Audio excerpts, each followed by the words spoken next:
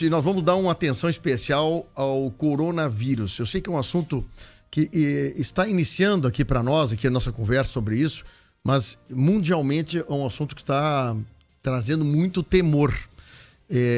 Doutor, recebendo aqui o doutor Marcelo Malma, que ele é pneumologista, entende muito dessa área do pulmão, e essa doença ela tem uma semelhança com doenças que a medicina já conhece, porém o que acontece é que a quantidade de gente que já está infectada ou investigação e o número de mortes que aconteceram, em especial na China, já começou a dar desdobramento em outros países. Então, vamos tentar entender um pouco isso. Doutor Marcelo Malmo, muito obrigado pela tua presença, obrigado por ter atendido o nosso convite e vir hoje aqui, viu?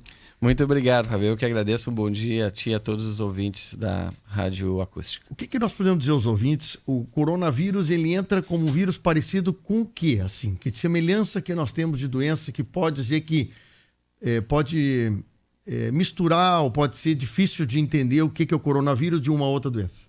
Bom, a própria Organização Mundial de Saúde ainda está tentando entender qual é esse novo vírus, o coronavírus. Então, sabe-se perfeitamente, ele é um vírus diferente das bactérias. Ele é um vírus, ele sofre mutações muito facilmente, muito rapidamente. Coronavírus, porque na estrutura dele, na capa que reveste ele, na capa molecular que reveste ele tem alguns raios que parecem coroas de sol. Então, por isso, o coronavírus é o nome dele, coronavírus. Ele é um vírus que pode se assemelhar aos sintomas dele, ou se assemelha aos sintomas dele, com o vírus influenza, que é o vírus da gripe. O quadro clínico dele é compatível com isso. Se sabe-se pouco ainda, Fábio, porque tu precisa coletar esse material precisa ir para laboratório, precisa ir também chegar até o laboratório da Organização Mundial de Saúde, que é em Genebra, e a partir daí tu começar a estudar mais detalhadamente esse vírus. Mas algumas informações, alguns cuidados já se tem perfeitamente, porque quer queira ou não, já são até ontem à noite 500 casos confirmados e 17 óbitos, sendo que desses 17 óbitos são nessa cidade de Wuhan, na China, uma cidade, como tu falaste, 11 milhões de habitantes, e é uma cidade que está isolada. Pois é impressionante. Eu fico imaginando, eu estava dizendo para o Marcelo agora no intervalo, alguém já viu filme de zumbis, ou outras coisas assim, né? Quando aquelas forças policiais militares vêm e isolam uma cidade completa. Nós estamos isolando uma cidade do tamanho de Porto Alegre, Marcelo. Não, perdão, do Rio Grande do Sul, perdão. Claro, do Rio Grande do Sul. É uma cidade com população do tamanho do Rio Grande do Sul. Não é uma coisa fácil. E tu estava contando que a China há uma expectativa de um feriado, uma comemoração no ano chinês agora, né, que eles comemoram no mês de fevereiro, janeiro para fevereiro, e há uma possibilidade de quantas pessoas viajarem na China, a expectativa deles. Se é que pode-se dizer que há alguma vantagem nisso, a China é um regime ditatorial, é uma ditadura, então para eles é fácil nesse ponto, e vai ser benéfico para todo mundo, principalmente para a população chinesa, isolar, fazer essa cidade de Wuhan, de 11 milhões de habitantes, ela já está isolada, está proibido voos, barcos, balsas, trem, metrô, está tudo proibido. Inclusive, a gente estava conversando antes, a Coreia do Norte, que não tem nenhum caso ainda, já fechou suas fronteiras com a China. E a preocupação agora maior dos chineses e também da população mundial é que o ano novo lunar do chinês, eles comemoram o ano novo agora, amanhã, dia 24. E tem uma previsão de mais de 1 bilhão de viagem entre eles, seja de carro, seja de ônibus, seja de trem, ou seja, as pessoas vão circular agora a partir de amanhã nesse feriadão deles, que é o ano novo lunar. Bom, a pesquisa é de que o coronavírus venha... a iniciativa de que poderia vir de frutos do mar, de animais ou crustáceos que são utilizados na culinária deles. Isso é facilmente possível porque eles têm o hábito de muito consumo dessa área, né? Exatamente. A possibilidade que está se aventando que tenha vindo de origem animal e de origem marinha. E o que estão se pensando é na origem de frutos do mar. Então, isso aí agora, com o tempo, vai pesquisar. A Organização Mundial de Saúde não decidiu ainda se vai ser declarado emergência de saúde pública de interesse internacional ou não. Ainda não se tem isso pela Organização Mundial de Saúde. Para nós entendermos e os ouvintes entenderem, essa declaração de emergência de saúde pública só foi declarada 3 vezes pela Organização Mundial de Saúde.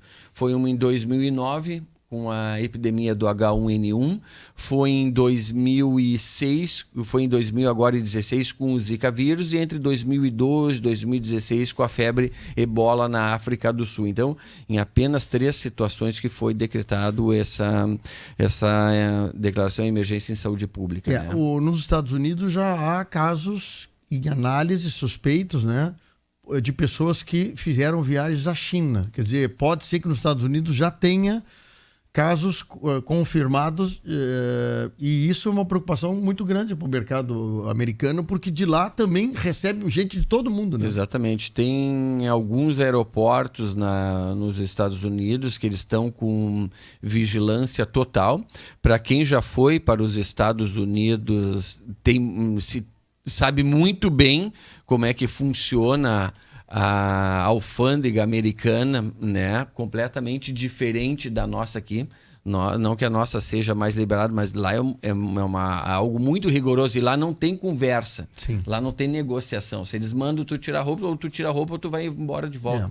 Né? Então, para voltar de volta num outro voo é imediato, não tem conversa. Né? Eu me lembro que eu tive uma vez uma situação embarcando aqui num voo para os Estados Unidos, no Congresso.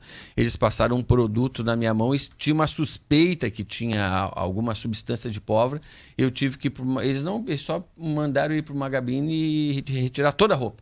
Eles pegaram meu sapato, examinaram tudo. Então, fiscalização é muito rígida com eles. Então, o que está se vendo agora é entregando tipo um questionário, inclusive aqui no Brasil também, para todos os voos que estão vindo da China, para ver principalmente se a pessoa está com febre. Se a pessoa chegou com febre dentro de um voo, ela é imediatamente isolada por no mínimo 15 dias, que é o período de incubação. Período de incubação é o momento que a pessoa entrou em contato com o vírus até aparecer os primeiros sintomas. Né? Então essa pessoa fica isolada. Eu fico imaginando essa facilidade que nós temos em todo mundo de andar de avião. Uma pessoa num avião de 300 lugares vindo da China para o Brasil, estando com febre, ou mesmo nem percebendo que a febre...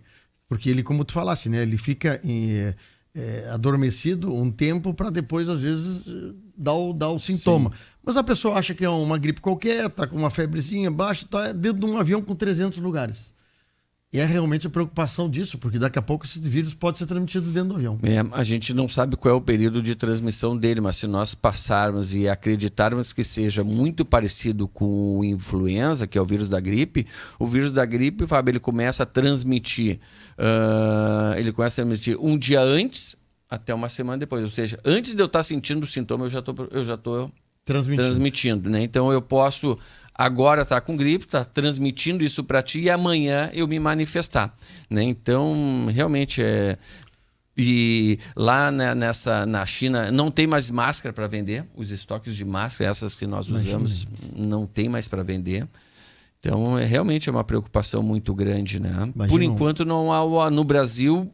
Essa paciente que chegou em Minas Gerais, ela veio de Taiwan. Taiwan não tem nenhum caso. Então, pouco provavelmente vai se confirmar que seja um coronavírus. Mas tem essa preocupação. Eu li uma manchete agora que eu não encontrei, mas eu li uma manchete hoje manhã cedo. O Brasil está despreocupado quanto a isso. Uma coisa assim, então, o Brasil leva tudo de brincadeira, né? E tá aí as nossas doenças que estão voltando ao povo brasileiro, porque levaram de barbada, né? Quer dizer, o povo não se vacina mais, é muito menor os índices de vacinação, o pessoal trazendo doenças que eram do século passado. Exatamente. Nós temos que ter preocupação, e eu não tenho dúvida nenhuma que a vigilância sanitária que atua nos portos e aeroportos, eles estão muito bem. Cada voo que chega da China, com certeza o pessoal tá de olho. Tu imagina assim, a quantidade de navios, de aviões que vêm de continentes asiáticos, não é pequeno. Claro que não. Que entra no Brasil, entra na Argentina, entra em qualquer parte, e isso aí acaba trazendo.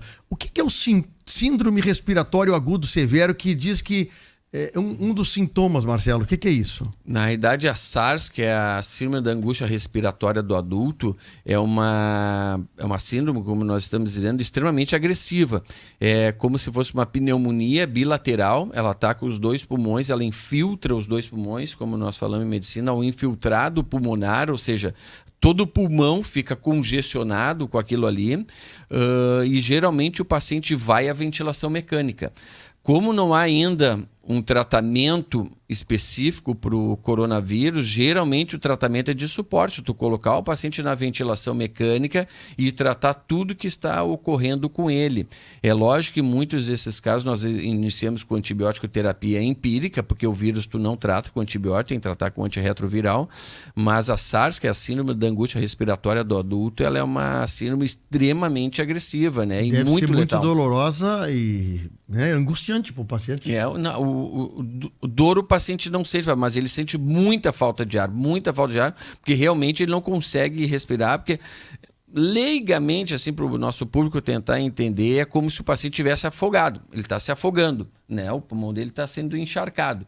Né? E geralmente esse paciente ele já entra em um estado comatoso e ele vai automaticamente para a ventilação mecânica, respirar através de máquina. Isso é o SARS. Bom, a questão toda está trazendo aí dizem aqui uma matéria que tem vindo de lá, da China, que pode ser a cobra um dos prováveis hospedeiros do coronavírus. Quer dizer, enquanto nós não tiver definido de onde pode ter vindo, fica difícil também, né? Porque eles têm uma iguaria lá, que é um tipo um gato selvagem, uma coisa assim.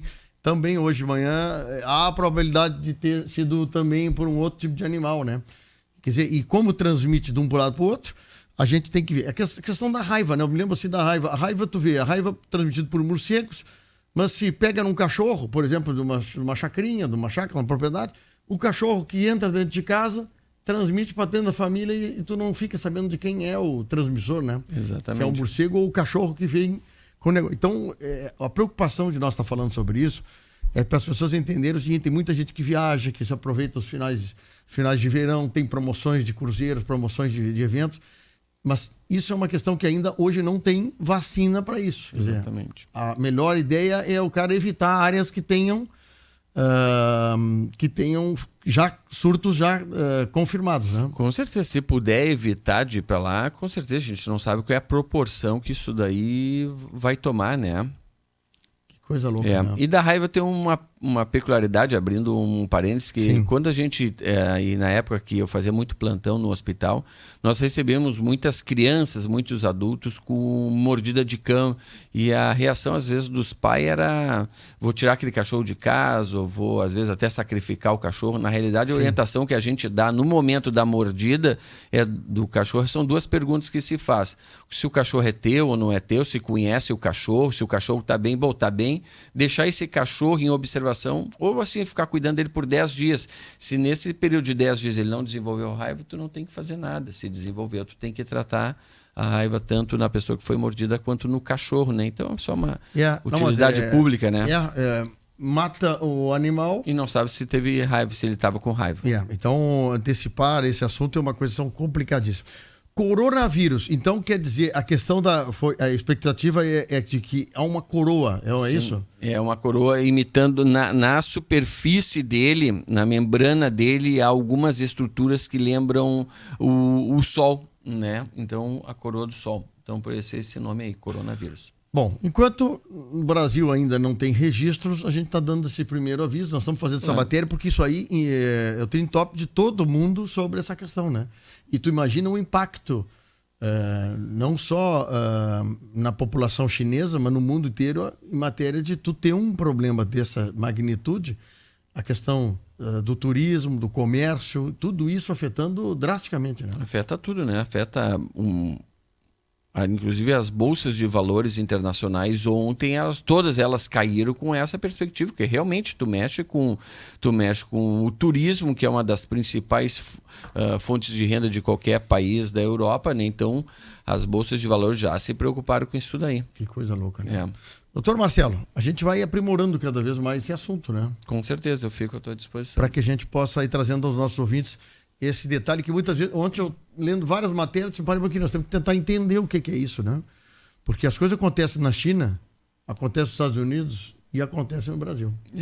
É só o tempo, né? Porque são as grandes populações, né? Imagina um país onde tem em torno de 2 bilhões de pessoas que habitam, né? Estava vendo a febre amarela mesmo, eu fui fazer uma viagem para o exterior e me mandaram fazer vacina febre amarela. Estão sugerindo quem vai para Santa Catarina agora fazer febre amarela. A vacina Não, tu vê, é uma coisa que se alastra rapidamente. Se alastra. E tudo daqui a pouco tem que vacinar para coisa que tu nem imaginava. E a coisa é tão complexa, né, Fábio? Se a gente for ver bem, há um tempo atrás, alguns meses atrás, teve a febre suína que dizimou com o rebanho de porcos da China. E quem foi beneficiado com isso? Rio Grande do Sul, Santa Catarina. Nós estamos vendo uma foto, Marcelo. Esse é um supermercado, viu, Fábio, lá na China. Um supermercado na China. afetada. Olha o jeito que as pessoas vão no supermercado hoje. Máscara. Por isso está também a falta de máscaras, né, que o doutor falou. E aqui também é um dos pacientes ali sendo transferidos, né? E dá pra ver a roupa ali, parece aquelas roupas que o pessoal usava em coisa radioativa, assim, né? Tem um filme que chama Epidemia. Epidemia. Muito bom. Eu vi o filme Epidemia. E trata justamente sobre esse assunto. Assunto de uma coisa também desconhecida, que demorou tempo para se descobrir, enquanto isso cria pânico em todo mundo. Doutor Marcelo Malmo, muito obrigado pela tua vinda aí. Eu que agradeço o convite, é sempre prazeroso. Bom, muito legal essa instrução que nós estamos tendo dele. São 8 horas e 59 minutinhos. Vamos fazer um rápido intervalo e nós já voltamos na sequência do Primeira Hora.